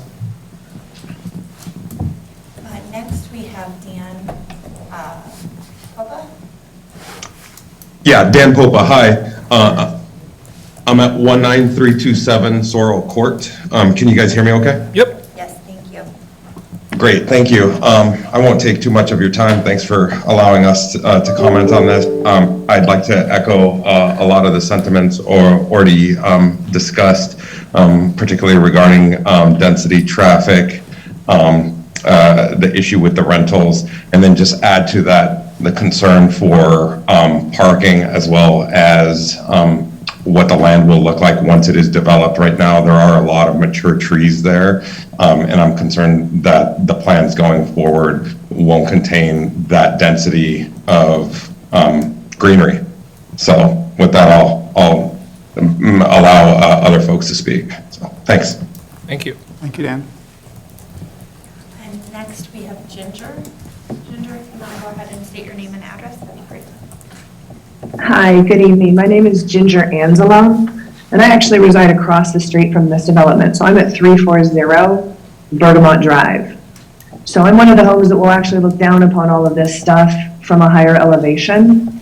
I echo everything that has been said, so I really don't need to rehash all of that part. But to extrapolate the traffic issue a little further, this higher density is being shoved into a corner with no outlet onto 101. It's backflowing all the way into an already dense Ravinia with one exit onto Hackmore. The way that traffic is going to flow in the mornings or the evenings when the traffic is very heavy is not going to be people coming out of there turning east and left, if you will, into that intersection. It's going to be bottlenecked. They're going to be backed up. So what's going to happen? They're going to turn right. And they're going to do the same thing that Lennar's development has done to our street. Steeplechase marries up directly with Bergamot and has become a cut through. Even so much as for construction vehicles. And we've had to have the city, Lennar, and Corcoran City help us to put signs up to preclude the cut through traffic that exists. And for those of you that are aware of our development, we don't have curbs and sidewalks and structures for people to walk on or to separate pedestrians and children from the street traffic. We are an open, novel stormwater train system, so we don't have any structures for people to walk on outside of our street. We're a private street community, but we've become quite the cut through as a result of all the development around us. And equally so with the development that's back on 116 that now has an outlet onto Hackmore. You're pushing more and more through an intersection that I know is in the middle of reparations, but it's not designed for all of this. And I question some of the feasibility studies, if they've been done in the last couple of years, because we're in an unprecedented time that is not real world to say that this is what traffic would really be if we were in normal times. People have been working from home. People haven't been in schools. There's been a lot of variances that I don't think are taken into consideration. And lastly, that corner is the southernmost eastern gateway to your city. It's a beautiful city with so much potential. And if this is what's going to be the signature when you enter the city of Corcoran, I beg to differ that that's what you really want your city to be exampled by. By allowing this change in zoning, you're setting a precedence that any builder can come into any place that they feel fit to capitalize and make the most out of their development by simply asking, can we please just change the zoning to accommodate my needs? And just lastly, I echo everybody's sentiments on the valuation, and what that will do to our homes and the surrounding areas. So thank you very much for your time. I appreciate it. Thanks, Ginger. Mayor, at this time, no one else is raising their hand. Okay, we'll give it just a couple seconds just to make sure. And then we can, let me see here. If we want to get into council, if you had any questions, or if we wanted to do a presentation? do a short presentation. I know we've seen parts of it before, all of it before, but if you want to do a quick overview, the big stuff, and then if there are any questions, just come on. I'd like to leave the public comments open. Yeah. Especially for the landowners of this. Yep, for sure. Area, if we could. Sounds good. But any repetition of what we've heard already, we've been hearing it for 2 or 3 years, and it's getting very frustrating. And I'll speak on the public side, if I may. Dean Berenkamp, 9310 Bechtold Road, here in Corcoran. I'm also a council member. That's why I'm sitting up here. This land went through the issues related to the church and stuff. Many folks that have spoken this evening have been in this property or this area for a considerable amount of time. I need everybody, or I want everybody to make sure they understand the density issues. The density is something, low density in the city of Corcoran is 3 to 5 units per acre. My calculations come out, if this was to be single-family homes with the wetlands and everything involved in this, the density on single-family homes would come in 1.8 to 1.9 units per acre off of my rough math, which wouldn't qualify for us as a city to do 3 to 5. That's at 80, right? I think so. I just, the maximum amount with the setbacks and everything, the more single-family homes could be put in with tighter setbacks, side yards, all that stuff. Gotcha. But then that would also remove all of the trees. This area would be clear cut. When we went back, when I listened, again, I'm speaking publicly, not on the council, but when I listened on the planning commission and such, the neighbors around this property wanted to keep all the screening they possibly could, add more, do all of those things. I really think that Pulte has spent a tremendous amount of time listening to these neighbors. I know Councilmember Nichols and Mayor McKee have been part of all of these comments and such, and this is what has come in front of the council now as a PUD, a planned unit development. The density gets us right now at 3.9. Can it be less? I don't know. But the trees, the screening, the folks on the south side of Hackamore, you can't see this property now. When I'm on Hackamore, you can't even see the properties up on the south side of Hackamore. So I have a difficult time buying that as a public resident and such. The townhome side, I'm not a big fan of or anything, but these townhomes are gonna be in the excess, if I remember right, of over $500,000 a piece. Everyone has commented about the rentals and everything that could be coming in and stuff. No city can control that. Back in November, when this concept plan came in front of the council, we all, you all, me speaking as a public resident, agreed with the concept. This developer has gone through and done, I think, a commendable job on making this workable and such. I think I mentioned back in November that I'm tired of seeing townhomes. I'd really like to see single-family, those kind of things, but as long as much as the neighborhood was part of this design and stuff, I would go along with what came in front of us. So I'll end it with the neighbors that have been part of this design. I know Pulte has spent a tremendous amount of time listening to many of the neighbors and such on this design. How can you as a council and a mayor say this doesn't fit when we already kind of said that concept plan was there? So that's me as a public comment person and such, and a resident of Corcoran. Again, folks, I'm not pleased with the townhomes or that element and such, but for us to get full benefit from the state Met Council, all of those things, there are some things we have to follow. So I'll end it at that. Thanks for the time, very much. Thank you. If I can say one more thing. Sure. I was a former resident of 18052 74th Avenue North in Maple Grove. I was there from 1987 to 2007. When I moved there in 1987, Cub Foods was getting built. There was nothing between Cub Foods and Highway 101.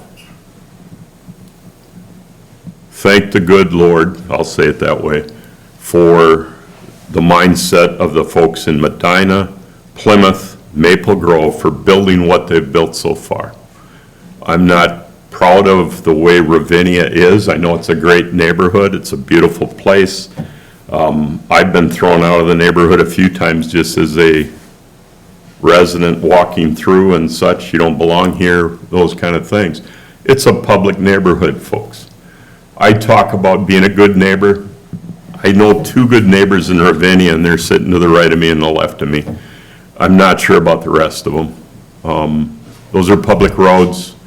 It's a city park. It's not a neighborhood park. It's owned by the city. It's ran by the city. It's done. I've had friends that have been thrown out because they don't live there, and they've been chased out by residents. You don't live here. You don't get to use this park. That's not what this city is, folks. I don't know where I was going. I could talk for hours. May I speak? I really feel very offended and insulted. I understand. We have people that walk from the other side, not our neighborhood, through our neighborhood all the time. They are never bothered. They walk their dog all the time. That is a blatant lie. I've been there. I've gotten thrown out. I'm sorry. I'll apologize. Thank you. Yes. But I'm saying I've experienced it. From the path and have greeted every single person. There are people from outside the neighborhood all the time. Yeah. We'll. I've been there. I've experienced it. Okay, but what you just said is, there are more than two nice people. I know there is. I know of two. I'm sorry, but Thank you. I'm speaking the truth. I've experienced it. I've lived there for 5 years. I haven't seen any one incident of anyone, you know.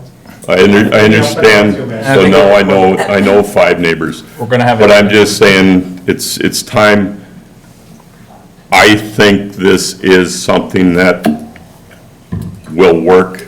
I know people, I've upset a number of people, and I apologize for that. But I cannot go with the fact that we're gonna, a clear-cut, single-family homes would make a mess. So I'll end it at that, and I apologize for offending anybody. So do you wanna? There are a couple of hands. Oh, perfect. If you Perfect. Yeah, want to that'd be great. acknowledge them. Phone number ending in 4585. If you want to press *6, you can unmute. And if you could give us your name and address.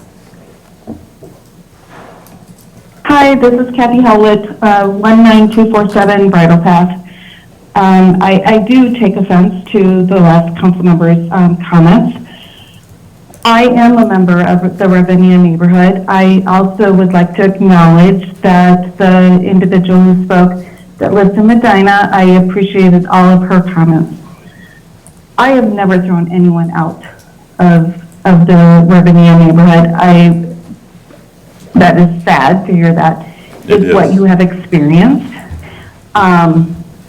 I would like to comment on, I still to acknowledge the points that were made in the past is the density factor, I think is something to be commented on.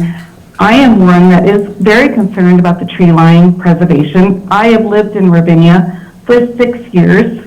I have seen Lennar come through and tear down the tree lines, and I've seen what that's done to the neighborhood.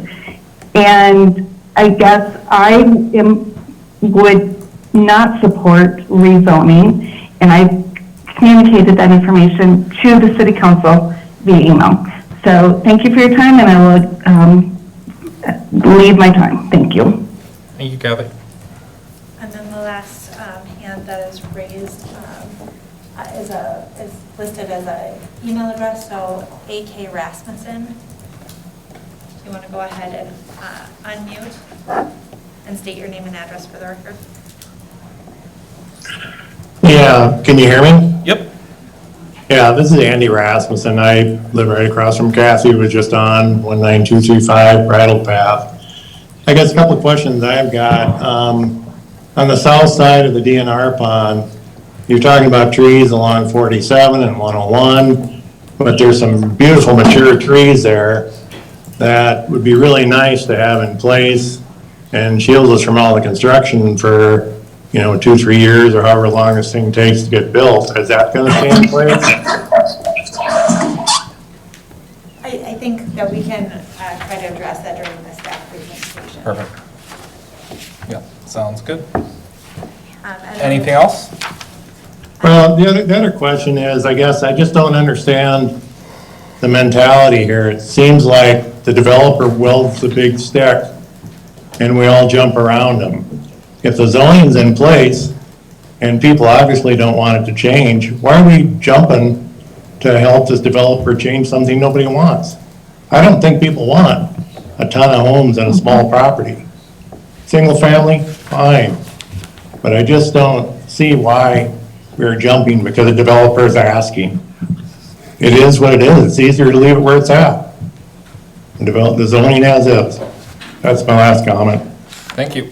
So, Mayor, now we have 3 additional comments. Do we want to continue to have? Let's go through those and then we'll plan on cutting it off. So if you plan on getting a comment in, make sure your hand's up now.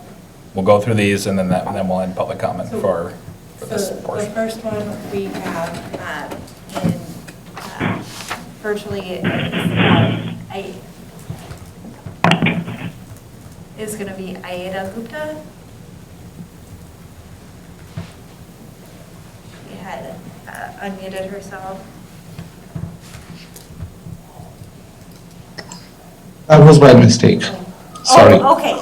Sounds good. And then we have Stas. Lynn Waterhouse next, actually. And then we'll have Stas. Sorry about that. Hi, my name is Lynn Waterhouse. I live at 19327 Sorrel Court, and I moved here less than a year ago. And I just wanted to add that we chose Ravinia neighborhood courtesy of the spacing between the houses. It was great that it had green space. Also with the neighborhoods around it, we liked it, and the traffic levels, even in COVID times, given the house density, seemed great to us. So the change to having high density homes would really be different than what we had bought into. So that concerns me, echoing sentiments other people have mentioned about parking, traffic, home values. And then another real concern I have is the tree loss, but also the tree loss from the perspective of the loss of carbon sequestration and climate change. I know DNR raises this when they do environmental reports, that in general we don't want to see large old growth trees cut down, especially in this day and age given what we know about trees and their importance to our climate. And I'm also concerned any loss of trees for migratory birds and the places for those birds to live as they come through here. It's fantastic in spring and fall to see all the great birds that come through. We've really enjoyed it since moving to Minnesota, but I do worry about any habitat loss for the natural wildlife. And I just wanted to add that. Thank you. Thank you, Lynn. And do we have one more? Stas? Feel free to go ahead. So I just want to comment on Dean's comments as a public person. Good neighbor attitude, quoting Dean, and good friendly neighbor. And the comments that Dean made about getting thrown out of the neighborhood, I mean, with all the kids in the neighborhood, I don't think they'd throw Santa out, because usually Santa brings presents. Thank you for bringing So that I up. just think that's I did get thrown out and I was still your Santa Claus, so thank you for that. Yeah, sure, we can go with the flow. But your comment about the homeowners, the landowner, that at last meeting said he bought the 2 adjoining properties next to him to keep Lennar out of this area, which sounds great for the city, but what that homeowner was doing was being a smart business person, knowing that the land will be developed in Wayzata schools at a certain point, and somebody will bring him a higher offer than the Lennar offer. So I just want to bring that point up because you opened up that can of worms. The other can of worms that I also want to bring up is your comment on, for us to get the full benefit from the Met Council meeting, the city is getting $500,000 almost to fix Hackamore from this developer in this proposal, as previously stated on the paperwork.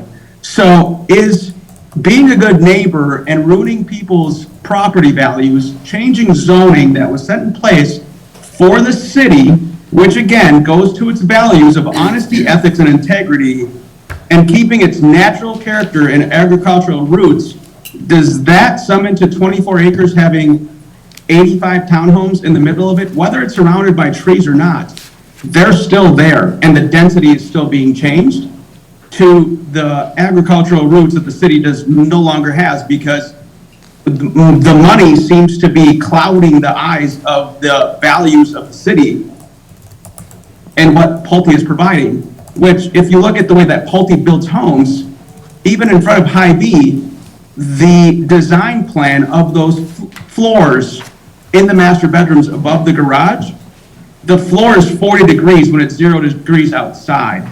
And there's going to be whatever they're going to do in that neighborhood, but Pulte's taking no responsibility for it at this point. So being a good neighbor, I don't think constitutes trying to bend the council members' votes by making those comments. Thanks for your time. Thanks, Tess. Okay, so I think we're, There's one person who's raised their hand, so it's up to council if they want to acknowledge. Why don't we take public comments till 9 o'clock? yeah, let's do that. Steve, if you want to go ahead and unmute yourself and give us your name and address, please. Hi, thank you. My name is Steve Arndt. I live on 19448 Annabelle Lane in Corcoran, Minnesota. I just have a couple questions. Being as that this is already zoned for single-family homes, my question is, why didn't Lennar try to get this developed? And secondly, if we say no to Pulte today, who's to say that somebody else doesn't try to come in here and zone it for a gas station, commercial property, whatever else it is? So those are just kind of my 2 little points I'd like to just kind of lift up to everybody. Thanks again for your time. Thank you, and maybe staff can touch on those. Staff can touch on those items as well. Anyone else? Going once? I'll make a motion to close the public hearing. Got a second? It's not a public hearing, right? Public comment period. No. Do we close these formally? Not, we don't have to. We don't have to, it's not a formal discussion, but certainly we could. I'd still like to leave that opportunity open for the current landowners, if I could. We generally do allow for the applicant and the. Sounds good, yeah, I was thinking maybe we could go into to staff, if something comes in from the public in the next 3 minutes, we can. I guess I would suggest if you're gonna go into presentation, you don't take public comment after the beginning of presentations, because then you get back and forth. But he said this, now I'm gonna comment on that. Fair We're enough. gonna be here till Tuesday. Yeah, fair enough. And not get anywhere. Did you have a comment, sir? Yeah, I do. I'm just, Could we get your name and address? I'm sorry, Scott Bergman, 6775 Black Oak Court, Corcoran. My concern is the highway, the infrastructure system. Right now, you guys got buku housing developments going on around here. And, you know, has anybody given the thought for, I mean, upgrading these roads? 500,000 doesn't buy squat. Really, it doesn't in the highway system. I don't know if anybody's actually done the math on that. So what happens usually is the roads get overcrowded, accidents happen, people get killed. That's one of the big things, okay? And then you got wastewater treatment plants, you got water treatment plants, you gotta get it there. There's a lot of things. I'm not saying you shouldn't do it, but my thoughts are maybe you ought to table it and really research some of that stuff. It's probably gonna happen down the road, but I think maybe it would probably happen with a little better foresight is how are you gonna deal with it? Because those are big numbers coming in, you know. You upgrade a treatment plant, you're talking $10, $20 million for that. Road systems, to handle everybody coming and going to work, you know. We've been in a pandemic, so roads haven't been used that hard, but we're gonna say we're gonna get out of that at some point, and people are gonna be moving. And all of a sudden, we're a little overcrowded. So that's just my comment for thoughtful planning ahead. Thank you. Appreciate it. Thank you. Okay, then I think, unless there's anyone else, we will close out the public hearing and go into the presentation, and then afterwards, applicant and. Do you want to address some of the questions that were raised? I think that staff was going to in the. Can staff make sure they address his comment about tabling and talk about our limitations with state laws? Yeah. With regards to tabling items or not taking action on items? Thank you. I'm gonna pass it over to Kendra here. Well, again, in light of the direction, we don't have a lot of slides, but if you put up the next slide, I can try to knock off some of the questions and just kind of summarize the project quickly for the people online. So it is a request from Pulte for a rezoning, a preliminary plat, and a planned unit development. The rezoning to PUD is consistent with the rezoning for the surrounding properties. The entire Ravinia development was rezoned from single-family residential to PUD in 2014. The application is required under state law to be reviewed within 60 days and acted on by the council. The applicant or the city council can extend that an additional 60 days for a total of 120-day review period. We have been working with the applicant, and that review period ends on June 5th for this particular application. So in terms of timeline, under state law, we are required to act on applications within a certain time period, which would prohibit us from tabling it without an extension from the applicant. Can you elaborate on what happens if we don't take action? Sure, thank you. If we've extended our period and don't take action, the application is automatically approved. I'm not sure I was as clear about this. The 60-day period ends on June 5th, so we do have the ability to extend this application an additional 60 days, which would bring us out into August. So in this case, we do, but under the law, we have 60 days, we can extend it an additional. So our 60-day review period ends on June 5th. The application is for, as was discussed, for a mix of single-family homes and townhomes. It is 44 single-family homes and 85 townhomes. The application, a lot of people commented about the density of the project, so I just want to clarify the difference between density and housing type. Under the comprehensive plan, which a couple of people quoted, the low-density residential requires developers and landowners to develop at a minimum of 3 units per net acre and a maximum of 5 units per net acre in the low-density residential range. So for context, Ravinia 11th came in at 4.39 units per net acre,